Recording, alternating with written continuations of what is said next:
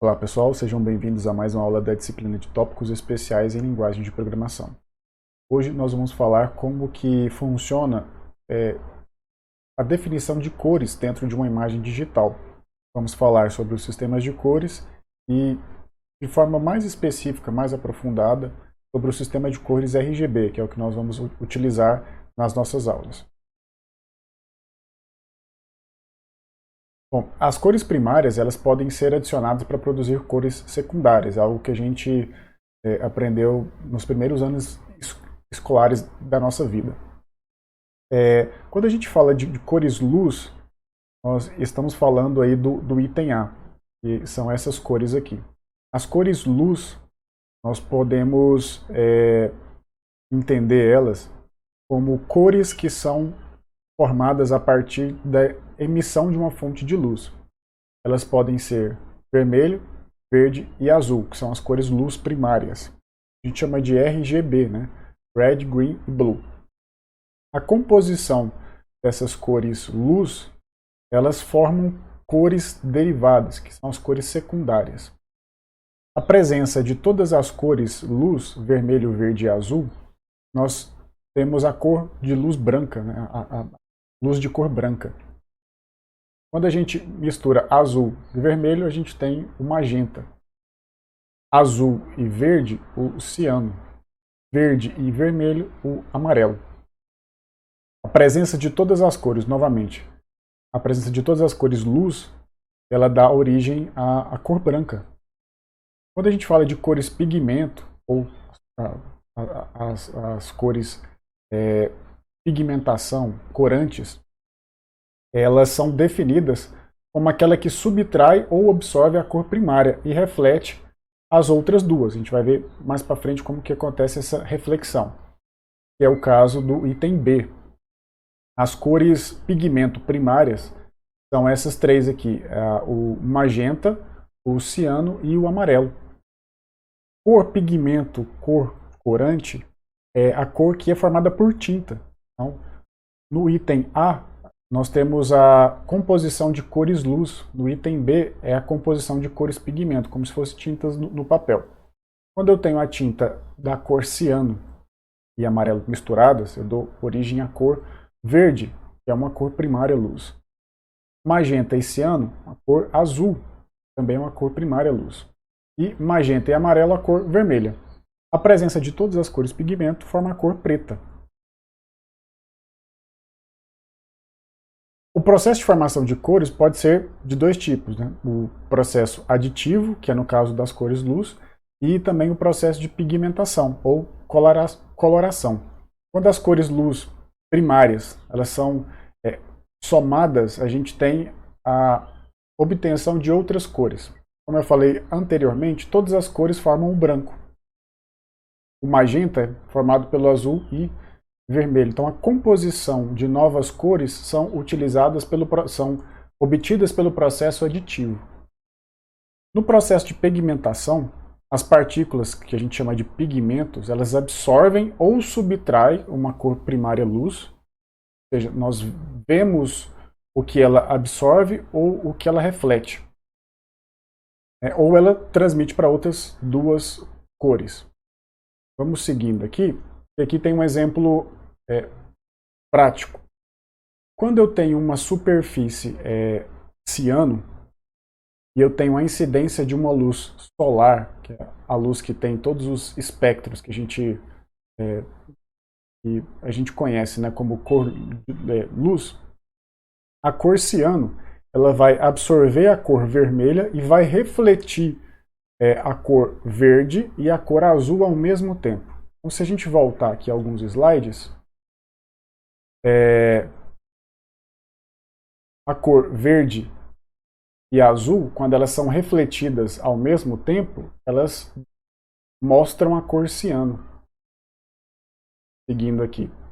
Magenta. Quando eu tenho incidência de luz numa superfície magenta, ele absorve a cor verde e reflete a cor vermelha e azul.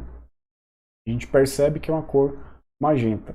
Então, o processo de formação de cores luz ela se dá pelo processo aditivo. E A percepção das cores pigmento, né, que as cores que são refletidas por uma luz, elas se dão pelo processo de reflexão e absorção delas.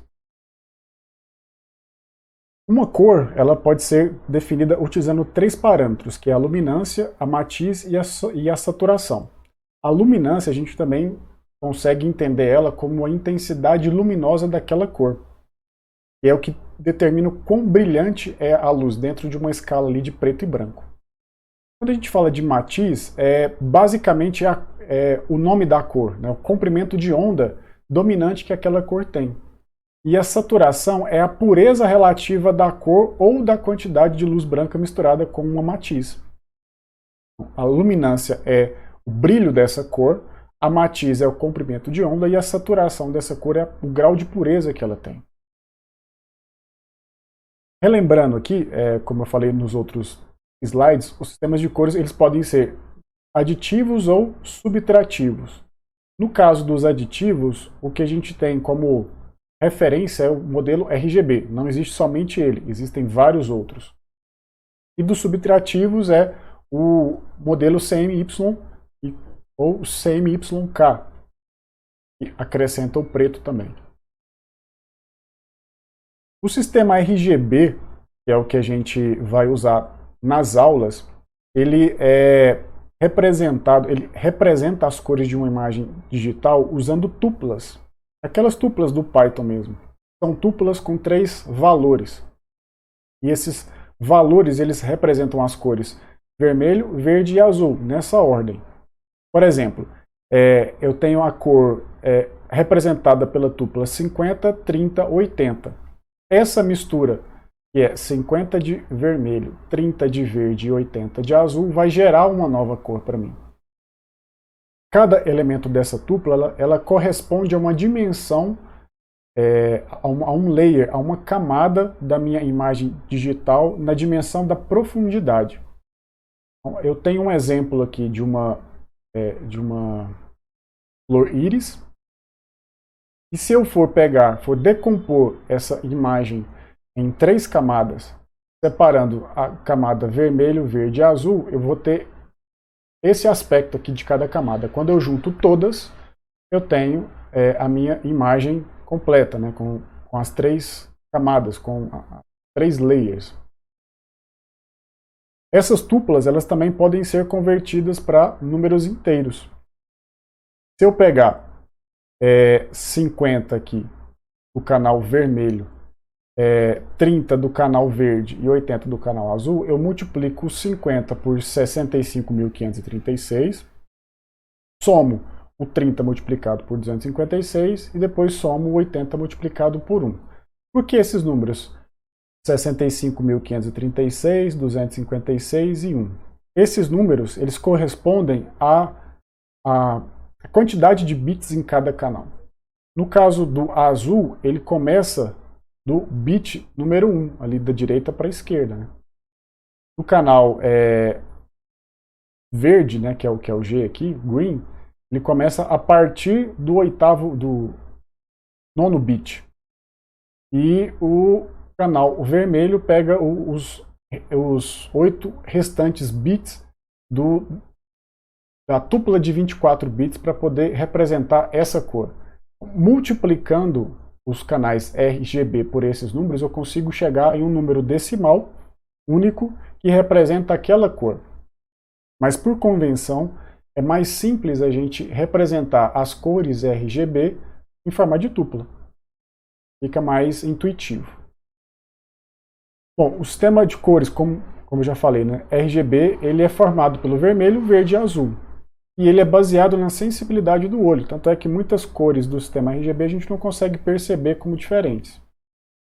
As cores são misturadas para formar a outras, utilizando o processo aditivo, como a gente já falou. Então, esse aqui é o sistema RGB. As cores luz, vermelho, verde e azul.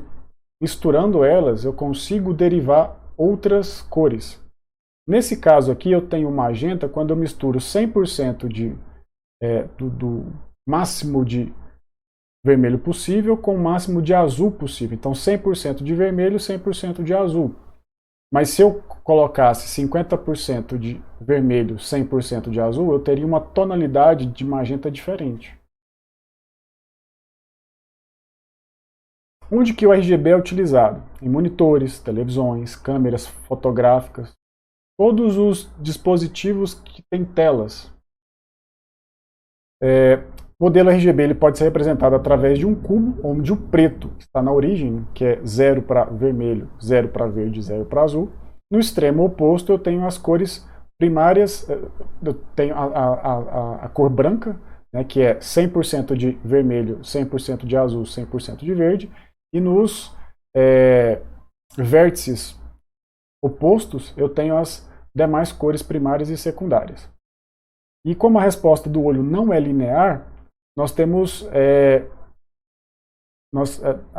algumas cores do sistema RGB, eles não conseguem perceber, elas não podem ser reproduzidas, elas não podem ser percebidas pelo olho. Isso aqui, esses desenhos, é uma representação típica do sistema RGB. Então, aqui na origem eu tenho preto total, preto absoluto, 0 para todas as dimensões de vermelho, verde e azul. Nesse ponto aqui eu tenho o branco total, que é 100%, né, para todas as cores. Aqui eu tenho os meus eixos das cores representado de 0 a 1. Aqui eu tenho representado de 0 a 255. Numa imagem digital, é essa representação que a gente vai ver. 0 quando tem ausência total daquele canal de cor e 255 quando é a presença total daquele canal de cor. E nos extremos dos vértices, demais vértices extremos, eu tenho as cores primárias e secundárias. Azul, magenta, vermelho, amarelo, verde e o ciano. Bom, pessoal, era só isso por hoje. Na próxima aula, nós vamos começar as primeiras implementações com os algoritmos de processamento digital. Vamos aprender a fazer o efeito negativo na imagem. Até mais. Saiba mais sobre o Instituto Federal Goiano. Acesse ifgoiano.edu.br e nos procure também nas redes sociais. Instituto Federal Goiano. A educação te transforma, você transforma o mundo.